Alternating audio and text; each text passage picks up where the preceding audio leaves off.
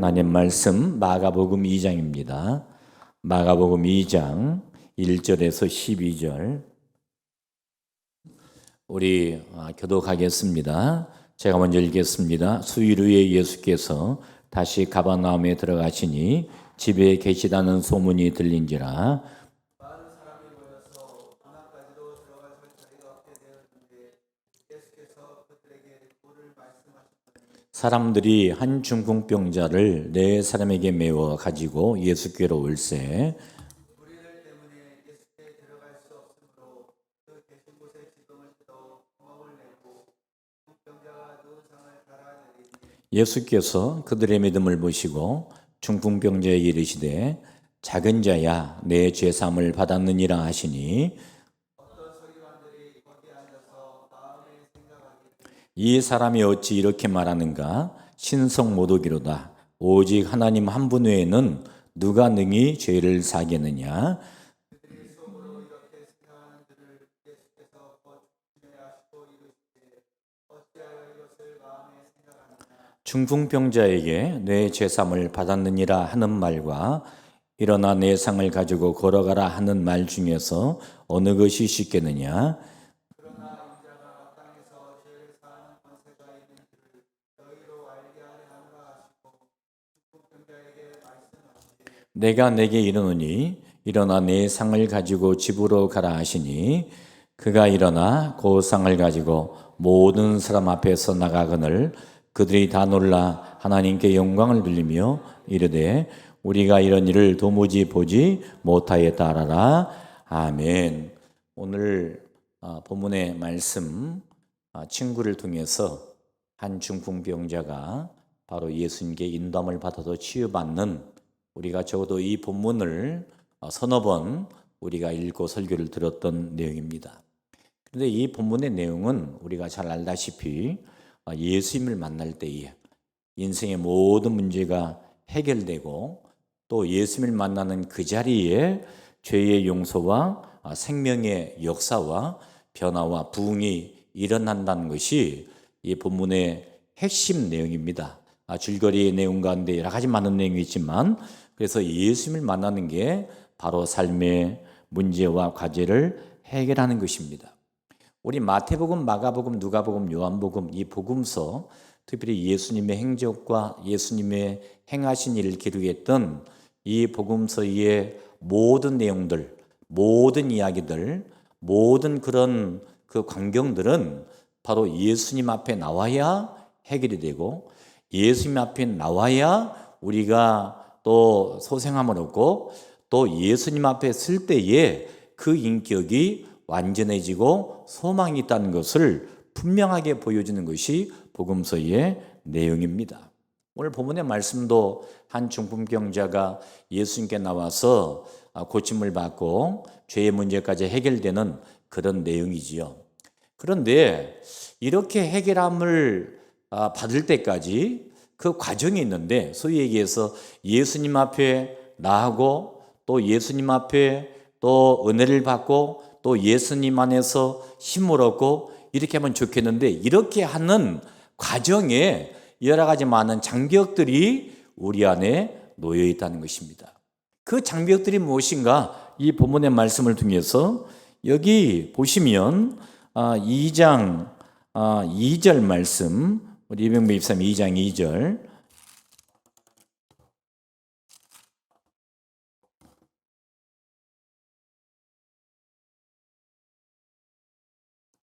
자, 예수님께서 1절에 보시면 어떤 집에 들어가셨습니다. 가버나움에 어떤 집에 들어가시는 소문이 있었는데 많은 사람들이 그 집에 들어갔다는 거죠. 그러니까 많은 사람이 집에 들어가 있었기 때문에 이 중풍병에 걸렸던 사람과 중풍병 친구들이 예수님 앞에 가기에는 너무나 그 장소가 협소했다는 것입니다. 여러분들 여기 본문의 내용은 그냥 장소의 협소함을 말하고 있지만 우리가 조금 좀 말씀을 조금 이렇게 깊이 생각하고 진행해 나가다 보면 예수님을 만날 때에 걸림돌 될 수 있는 가장 그 조건 가운데 하나가 이 좁은 것입니다. 소위 편협한 것입니다. 넓지 못한 거예요. 우리가 복음을 전할 때에 사람들이 왜 복음을 쉽게 받지 못하냐면 본인들이 갖고 있는 편협성 때문에 그렇습니다. 그 집에, 그 자그마한 집에 사람들이 너무나 많이 들어가서 꽉 차서 이게 아름다운 모습이라고 할 수 있겠지만 그 작다고 하는 어떤 의미에서 정신적으로 이 편협이라고 할 수 있는 이런 것들이 예수님을 만나는데 걸림돌이 됐다는 것입니다. 인간의 불신, 인간의 고집, 인간의 무지함, 이런 편협성은 하나님의 아들 예수님도 하나님이신 예수님의 또 말씀, 또 이 주님의 은혜가 우리 안에 활동할 수 있는 그런 공간들을 자꾸 하지 못하게 만든다는 거예요. 그래서 현대인들이 굉장히 많이 배우고 많이 듣고 많이 이렇게 안다고 고백을 하지만 만다고 아는 것만큼 그 사람은 아는 것만큼의 편협성이 있는 거예요. 하나님에 대해서 과학을 많이 신봉하는 사람은 과학을 연구했더니 하나님이 안 계시더라 얘기하는데 굉장히 재미있는 얘기가 있습니다. 과학자들은 하나님을 더욱더 계시다는 걸 믿고 돌아온 사람들이 많아요. 근데 과학을 공부하고 과학의 내용을 아는 일반 사람들은 그 과학의 지식을 덤에 따라서 하나님이 안 계시구나 이렇게 얘기해요. 이게 얼마나 아이러니한 사건입니까? 과학을 전공으로 연구하는 이 세밀하게 연구하는 과학자들은 정말로 하나님이 계시는구나 이걸 깨닫는데 과학자들의 연구를 듣고 그 내용의 정보를 접하는 일반 사람들은 과학에 관심 있는 사람들은 지구가 그냥 생겼대 45억 년 걸렸대 진화론이 됐대 이렇게 하면서 하나님의 존재를 믿지 않는다는 거예요. 편협하다는 것입니다. 그래서 이 편협성 내가 갖고 있는 이 장소가 넓지 못했던 편협성 우리가 하나님 앞에 마음을 열지 못해서 또 마음을 활짝 열고 말씀을 듣지 못하는 편협성 이런 것들이 예수님을 만나는데 걸림돌이 된다는 거예요. 여러분 말씀에 은혜가 있다 은혜가 없다 이 내용은 내가 그 말씀을 받을 때에 온 마음으로 그 말씀이 좋은 말씀이든 또 내 마음을 아프게 하는 말씀이든 또 나에게 교훈하는 말씀이든 그거 가감없이 하나님의 주의 말씀입니다. 그 말씀대로 아무런 조금씩 받아서 그 말씀대로 지내는 널따란 마음 그게 좋은 땅에 뿌려진 것입니다. 그런데 자기 받을 것만 받고 아닌 것은 쳐내고 그 다음에 저것은 이렇게 비판하고 저거는 저 집사람이 드려야 돼 저 성도가 드려야 돼 이렇게 편협한 마음으로 설교를 듣기 시작하면 그 말씀이 역사하지 않는다는 거예요. 그 편협성이 예수님을 만나는데 문제를 만들 수 있습니다. 그 다음에 또 한 가지 우리 집사님이 읽어주셨는데 2절에 보면 많은 사람들이 모였습니다. 예수님을 만나는 조건 가운데 어려운 가운데 하나의 조건은 사람들이에요. 집안에 수많은 사람들 때문에 집에 들어갈 수 없었습니다. 근데 이 집안에 있는 사람들 가운데 순수하게 말씀을 들으려고 온 사람도 있었지만 거기에 구경꾼도 있었고 예수님을 책잡으려고 했던 바리새인과 서기관들도 있었습니다. 그래서 중풍병을 고쳤을 때에 죄사함을 받았느라 얘기했을 때 왜 어떻게 저 사람이 어떤 사람인데 죄를 얘기하느냐 이런 식으로 책 잡으려고 하는 사람도 있었다는 거예요. 무슨 얘기입니까? 불신앙적인 사람들의 영향력이 예수님의 만남을 방해하고 있다는 거예요. 여러분 사람들이 주님을 만나는데 방해합니다. 우리가 하나님 앞에 예배를 드리고 주님 앞에 기도할 때에 사람들이 방해를 해요. 어떤 사람들? 남편과 아내와 또 자식들이 엄마 좀 쉬시는 게 좋을 것 같아요. 몸이 안 좋으시잖아요. 또 피곤하시잖아요. 또 감기 기운도 있으시잖아요. 내가 나와서 힘들고 어렵지만 정말로 몸이 부서지고 아프고 어렵다 할지라도 예배를 참석할 때 받았던 은혜들이 우리는 있습니다. 그런 체험들이 다 있어요. 정말로 힘들고 어렵게 왔는데 하나님이 나에게 일을 주신다 눈물을 흘릴 때가 있어요. 근데 그런 경험들을 우리가 체험하고 반복해서 하면 좋은데 굉장히 중요한 것은 너무 쉽게 잊어버려요. 이스라엘 백성들이 광야 40년 동안에 만나와 메추라기가 처음에 떨어질 때는 감격했지만 이게 1년이 되고 10년이 되고 20년이 되다 보니까 이게 무감각해져 가지고 잊어버리게 된다는 거예요. 그런 영향력 그러니까 불신앙뿐만 아니라 신앙을 갖고 있는 사람들의 영향력이 어떨 때는 예수님의 만남의 역사를 방해하고 있다는 거예요. 그래서 우리는 이것도 우리가 점검해야 됩니다. 그다음에 또 하나, 그 예수님을 만나는데 이렇게 방해되는 것은 절망감입니다. 여러분들 장소가 협소하잖아요. 그다음에 사람이 많잖아요. 그럼 사람들은 어떤 생각합니까? 이거 만나기 힘들겠구나. 그렇게 얘기합니다. 사람이 적당해야 들어가죠. 쑤시고 들어갈 수 있는 자리가 없어요. 그 다음에 집도 좁아요. 그러니까 사람들 마음속에 절망감을 갖게 되는 거예요. 근데 이 절망감을 의식하지 못하면서 살아가는 것, 이게 현대인의 모습이죠. 그래서 이 현대인들의 무서운 절망감, 그 무서운 절망감이 잘못신앙으로 이렇게 표현되기 시작하면 이단 종파에 빠지기 시작하는 거예요. 그 사람들이 왜 이단 종파에 갔겠습니까? 뭐가 부족해서? 아니, 먹을 것이 없었겠습니까? 아니면 집이 없었겠습니까? 문제는 뭐냐면 그 마음속에 텅 빈 마음을 해소할 수 있는 그런 계기가 없기 때문에 너무 쉽게 빠져나가는 거예요. 그래서 우리는 이러한 모든 세 가지 장애를 극복하고 주님을 만나야 됩니다. 따라합시다. 주님을 확실하게 만나자. 근데 주님을 확실하게 만날 때 첫 번째 얘기하는 것은 확신하는 믿음이에요. 따라합시다. 확신하는 믿음을 갖자. 4명의 친구들은 이 중풍병자를 고치기 위해서 예수님 앞에 가면, 자, 중풍병이 마비된 거 아닙니까? 소위 못 일어나는 거. 근데 예수님 앞에 가면 고침받으실 것이다 라고 생각하고 그 확신을 잊어버리지 아니했다는 거예요.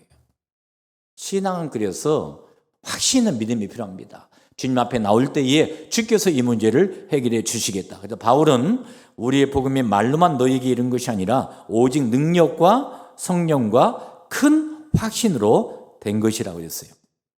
우리의 복음이 능력과 성령과 큰 확신. 그래서 우리의 신앙생활 속에서 확신하는 믿음, 따라합시다. 확신하는 믿음. 이 확신하는 믿음을 가지고 나가야 되는 거예요. 이게 중풍병자를 고칠 수 있는 4명의 친구가 갖고 있었던 그런 신앙이었습니다. 말씀드렸잖아요. 편협함, 못 들어감, 많은 사람들, 그 다음에 또 절망감, 이 모든 것들을 다 제거하고 확신했습니다. 그런 상황에서도 내가 주님을 만나면 해결돼. 그런 확신이에요. 여러분들 수로보니게 여인 귀신 들렸던 딸 고쳐주십시오. 그럴 때 주님께서 뭐라고 그랬습니까? 주인의 상이 있는 음식을 개에게 주지 못한다. 그랬더니 뭐라고 했어요? 주인이여 맞습니다만 개들도 주인의 상에서 떨어지는 부스러기를 먹나이다. 그 얘기가 뭐냐면 예수님이 그 여인을 개로 취급했다 이런 것보다도 그 핵심은요, 확신했다는 거예요. 어떤 상황이라 할지라도 나는 주님을 바라봐야 되겠다. 부스러기를 먹나이다. 부스러기 신앙이라도 나가기 때문에 그 치유가 일어나는 거 아닙니까? 그런 확신이에요. 그 다음에 두 번째, 함께 했습니다. 따라합시다. 함께하는 믿음이다. 중풍병자와 그 친구들은 함께 있지요. 그래서 친구들의 믿음이 되기 때문에 예수님을 만나게 됐습니다. 제가 오늘 설교 전에 또 기도하면서 또 여러분들에게 말씀을 좀 전해야 되겠다라는 생각이 뭐냐면, 우리 교회에 그 베트남에서 사역하시는 신바울 선교사님, 심정 선교사님 우리 교회에 자주 오셔서 설교를 하셨고, 그 다음에 우리 그 교회 설립 예배 때 두 분의 베트남 선교사가 오셔서 오전 오후로 설교한 걸 기억하실 겁니다.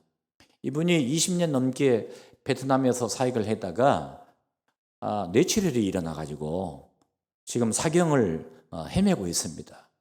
근데 여러분들 알다시피 동남아의 그 병원들이 한국보다는 못하지 않습니까? 그 다음에 의료보험이 안 돼 가지고 SOS를 보내왔어요. 저희들한테 보내왔는데 그 치료비가 1,000만 원 정도가 든다고 합니다.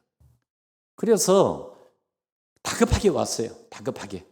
우리가 좀 도와야 되지 않겠냐. 그래서 내가 기도하는 가운데 그 메시지를 받고, 우리가 그 선교사님을 모르는 것도 아니고 거의 방문하게 되면 설교를 하고 우리 교회 오랜 동안 우리가 지금은 돕지 않지만 선교사 다른 분을 돕고 있지만 적어도 몇십 년 동안 그분의 사역을 놓고 기도하고 준비했던 그런 선교사님이 사경을 헤매고 있는데 우리가 그분을 위해서 마음을 다해서 또 이렇게 하나님 앞에 헌금을 드린 걸 모아서 전달해야 되지 않겠나, 그런 감동이 왔습니다. 그래서 이게 함께하는 믿음을 얘기하려고 하는 거예요. 그래서 이번 주에 여러분들 마음속에 감동이 되시는 분들은 그냥 뭐 이렇게 또 베트남 그 치유 감사 헌금으로 선교금으로 보내주시면 모아서 지금 보낼 예정입니다. 벌써 어떤 교회들은 뭐 광고를 미리 해서 새벽기도를 통해서 광고해서 보내고 이렇게 해가지고 진행해 나가는데, 걱정스러운 것은 이게 뇌출혈은 이게 빨리 이제 금방 지나가면 좋은데 이게 뇌출혈이 이 피가 굳기 시작하면 마비가 오지 않습니까? 이 중풍병이 바로 그런 거거든요. 이 마비가 오는 증세. 그래서 지금 그걸 걱정하고 있습니다. 그 20년 넘게 베트남 선교를 위해서 기라성 같은 일을 감당하고 있는 귀한 목사님인데 바로 우리가 또 기도하고 있습니다. 자, 이게 4명의 중풍병자를 데리고 가는 친구들의 믿음 아닙니까? 함께하는 믿음. 이런 게 함께하는 믿음이에요. 주님 앞에 우리가 초창기부터 우리가 개척하면서부터 우리 교회는 성경금을 안 보낸 데가 없어요. 그때는 2만 원씩 보냈습니다. 우리 교회 사정이 안 좋아 할지라도 2만 원 보내고 3만 원 보내고 그렇게다가 액수를 좀 늘렸습니다. 늘려가지고 다섯 지역까지 다섯 지방까지 하고 또 설교하러 오시게 되면 우리가 모은 것을 가지고 드리고 제가 선교 현장에 가게 되면 또 가서 성경을 전달해 드리고 이렇게 왔어요. 근데 교회 형편의 재정의 상태에 맞춰 가지고 이렇게 진행해 나오는데 한 번도 저희들이 교회를 시작하면서 선교 헌금을 끊어본 적이 없어요. 그때부터 제가 지원한 선교사입니다. 그래서 어느 정도 사역이 됐기 때문에 다른 사람에게 맡긴 거거든요. 그래서 우리가 이번에는 좀 해야 되겠다 그런 마음이 들어서 말씀을 드리니까 마음에 감동이 되시면 또 주일날 헌금해 주시면 감사할 것 같습니다. 우리 따라합시다. 함께하는 믿음이다. 함께 할 때에 주시는 은혜가 있었습니다. 그 다음에 이 네 친구들은 어떻게 했습니까? 함께하는 뿐만 아니라 행동했습니다. 행동했어. 믿음은 행함이 없는 믿음은 죽음이다 모르지 않았습니까? 행동하는 믿음이에요. 그래, 믿음이라는 것은 행동을 동반하는 것입니다. 내 믿음을 보이라 그랬어요. 자, 우리가 주님의 교회를 섬긴다고 하는 것은 우리 행동으로 보여주는 것입니다. 교회 청소를 하는 것도 보여주는 거예요. 아이들에게 가르치는 것도 보여주는 것입니다. 또 아이들 위해서 운전을 하시는 것도 보여주는 것입니다. 주님 앞에 우리가 헌물을 드리는 것도 보여드리는 것입니다. 그리고 우리가 시간을 정해가지고 수예배에 올라와서 앉아있는 것, 이것도 보여드리는 겁니다. 그래서 우리가 예수를 믿는 행동하는 믿음, 그래서 내 형제들아 만일 사람이 믿음이 있노라 하고 행함이 없으면 무슨 이익이 있으리요?